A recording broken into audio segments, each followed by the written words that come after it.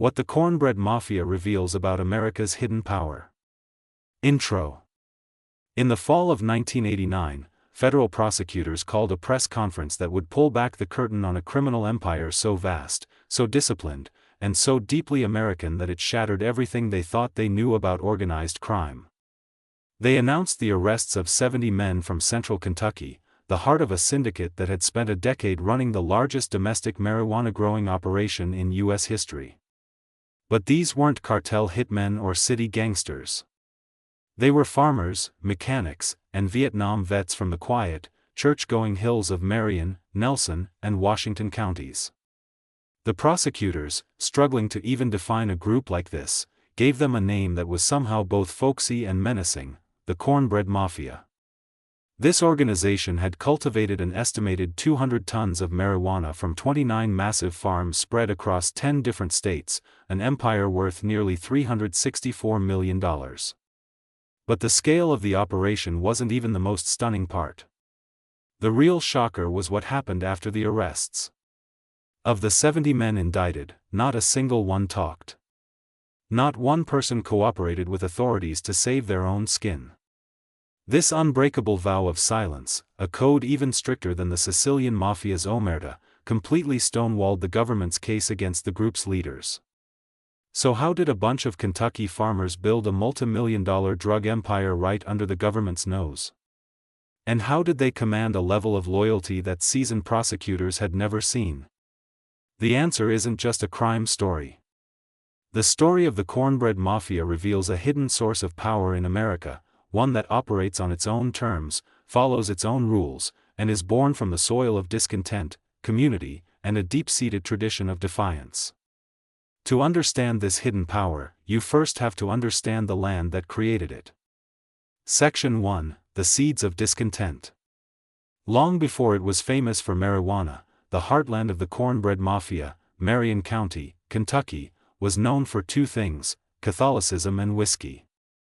Settled by English Catholics fleeing persecution, the area developed a unique culture, an isolated island of faith and family in the mostly Protestant South.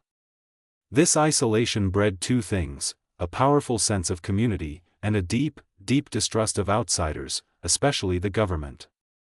Their heritage wasn't just in the church pew, it was in the soil. These were farmers, first and foremost. But their other legacy was being outlaws. This is the heart of Kentucky's bourbon country, a place where, for generations, the line between legal distilling and illegal moonshining was blurry at best. Dodging federal tax agents, or revenuers, was practically a way of life, a craft passed down from father to son. It was a rebellion born of necessity, a way for poor farmers to turn their corn into cash and survive. The skills they perfected, hiding stills in the woods, building secret networks, and above all, keeping their mouths shut, became part of the local DNA. This was a place where you solved your own problems, and you never talked to the law. By the 1970s, though, this way of life was in trouble. The American family farm was getting squeezed. The cost of everything was going up, but profits were going down. Traditional cash crops like tobacco, long the backbone of Kentucky's economy, were starting a slow decline. For the farmers of Marion County, the future looked bleak. They were watching their world, a life of self-sufficiency built on the land, slowly disappear. They needed a new cash crop. And then, they found one. The jump from moonshine to marijuana was almost seamless. As one author put it, you can take the stories of 1920s moonshiners dodging the law, just replace moonshine with marijuana, and you've got the story of the 1980s. The principles were exactly the same. It was a high-value, illegal product that could be grown on their own land, using the farming skills they already had. Many of the guys who would later form the Cornbread Mafia, men like the legendary Johnny Boone, got their start in the moonshine trade. It started small in the late 60s and early 70s. Growing pot was just a misdemeanor then. But a few key players saw a much bigger opportunity. One of them was Johnny Boone. Boone was a charismatic, good old country boy with deep roots in the community. He was also a brilliant farmer. Boone and his crew realized something the DEA and the rest of the country had totally missed: Kentucky was geographically perfect for growing world-class marijuana. Central Kentucky sits on the 37th parallel, the same latitude that runs through the legendary Hindu Kush Mountains of Afghanistan, the ancestral home of powerful indica cannabis. The climate, the soil, the long growing season, it was a grower's paradise hiding in plain sight. While the feds were focused on pot coming in from Mexico and Colombia, the men of Marion County started to experiment. They took the tough wild hemp that already grew in Kentucky, a leftover from the government's own Hemp for Victory program in World War II, and crossbred it with potent strains brought back by vets from Vietnam. The result? A superior product. It was homegrown, high quality, and the demand for it was endless. The small, scattered patches of weed were about to become something much, much bigger. What started as a way for a few farmers to make ends meet was about to become an empire. Section 2: Building the Empire. The empire's nerve center wasn't some fancy high-rise office. It was a humble bar called Squire's Tavern in the tiny town of Raywick, Kentucky. Here, among trusted friends and family, the founders, men like brothers Joe Keith and Jimmy Bickett, Jimmy Downs, and Garland Russell, laid the groundwork. They were soon joined by others, including Johnny Boone and a decorated Vietnam vet named Bobby Joe Shoemaker. They didn't organize like a typical cartel with one kingpin barking orders. It was more like a decentralized farming co-op, a network of crews, each with its own specialty, all bound by family and a common goal. They took their deep knowledge of agriculture, learned from generations of farming tobacco and corn, and applied it to marijuana on an industrial scale. And their methods were nothing short of ingenious. They knew that growing on a massive scale in Kentucky would eventually draw heat. So, they decided to export the entire operation. They started leasing or buying anonymous, isolated farms in the wide-open spaces of the Midwest. They set up 29 different grow sites across 10 states, including Illinois, Kansas, Minnesota, and Wisconsin. As Johnny Boone later explained, nobody would ever suspect someone was growing tropical pot in places known for cold weather. But he knew the plants would grow just fine, producing kick-ass pot far from the eyes of Kentucky law enforcement. These weren't backyard gardens. These were sophisticated, military-style operations. The farm they uncovered in Minnesota in 1987 was a fortress, a massive plot where they had harvested a staggering 45 tons of marijuana. The sites were protected by heavily armed guards, many of them veterans using their combat training to secure the fields. They set up elaborate booby traps and tripwires. There were even tales of them using exotic animals like bears and lions to guard the crops. The workers, all from their trusted community back home, formed what prosecutors called a paramilitary force, the perfect blend of farmer and soldier. The logistics were just as impressive. They'd caravan out from Kentucky to these remote farms for the growing season, bringing all their own equipment and people.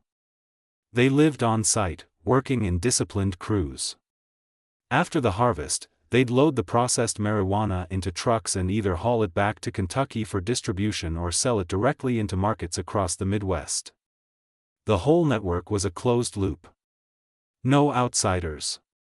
But their real secret weapon wasn't their farming skill or their security. It was their code of silence. And it was absolute. This wasn't something they invented, it was something they inherited from generations of moonshiners. It was born of deep family bonds and a profound distrust of the government. In Marion County, talking to the police was the ultimate betrayal. This loyalty was strengthened by real community support. Back home, the men of the Cornbread Mafia weren't seen as dangerous criminals. They were local boys who'd made good, bringing cash into a struggling economy. Johnny Boone, especially, was seen as a modern-day Robin Hood. He was known for his generosity, helping neighbors with their bills, supporting local businesses, and quietly taking care of his people. He insisted they weren't thieves, they were just farmers making a living. This goodwill built an impenetrable shield. When law enforcement came asking questions, the people of Marion County suddenly didn't know a thing. Their loyalty wasn't to Washington, D.C., it was to their own. For over a decade, this hidden power structure thrived, operating completely outside the system. The DEA, busy looking for smugglers at the border, had no idea the biggest pot syndicate in the country was being run by a group of farmers who started their day with coffee at the local diner. For a while, they were untouchable. Section 3: The Empire at its peak. By the mid-80s, the Cornbread Mafia was riding high. The money pouring into those small Kentucky towns was a tidal wave. It was a golden age of outlaw prosperity. Locals told stories of men paying for new cars and tractors with bags of cash. The syndicate's members weren't just surviving, they were thriving, building new homes, starting legitimate businesses, and becoming pillars of the community, all while secretly running a massive criminal enterprise. Their confidence was off the charts. They operated with a sense of invincibility, believing their system was foolproof. And this created a paradox: they were outlaws, but within their own community, they were the establishment. They were the local economy. And that's the core of what their story reveals. Power doesn't always flow from Washington. In many parts of America, especially in rural places with a long history of self-reliance, real power lies in informal networks of trust, family, and shared history. It's a power based on a loyalty that money can't buy and government threats can't break. The Cornbread Mafia was a direct challenge to the federal government's authority. The government's main tool for breaking up criminal rings is the informant, offering deals to turn members against each other. But that strategy was completely useless here. Their code of silence wasn't a calculated tactic like the Mafia's omerta, which was often enforced with violence. It was a cultural value. To snitch was to betray your family, your history, your entire identity. It was unthinkable. This gets to a fundamental misunderstanding between the government and these tight-knit communities. The feds operate on a logic of laws and statutes. The Cornbread Mafia operated on a logic of loyalty and tradition.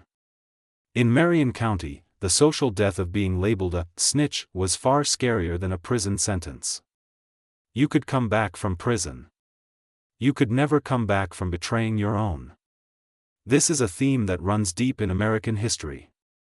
You see it during Prohibition, when whole towns protected local bootleggers. You can trace it all the way back to the Whiskey Rebellion in the 1790s, when farmers took up arms against a federal tax they saw as unjust. The Cornbread Mafia was just the modern version of this age-old American defiance.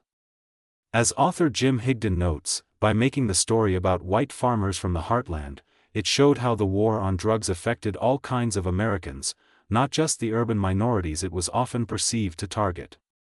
This empire wasn't just a criminal enterprise, it was an alternative society with its own economy and its own rules. They mostly avoided the kind of violence that made other cartels infamous. They saw themselves as businessmen, not gangsters. But the sheer size of their operation meant a showdown with the law was inevitable. The first crack appeared in October 1987. A tip led local police in Minnesota right to the syndicate's massive grow-up. They arrested 20 men from Kentucky and seized a jaw-dropping amount of marijuana. This bust was the thread that would begin to unravel everything. For the first time, the DEA and federal prosecutors got a glimpse of this homegrown giant.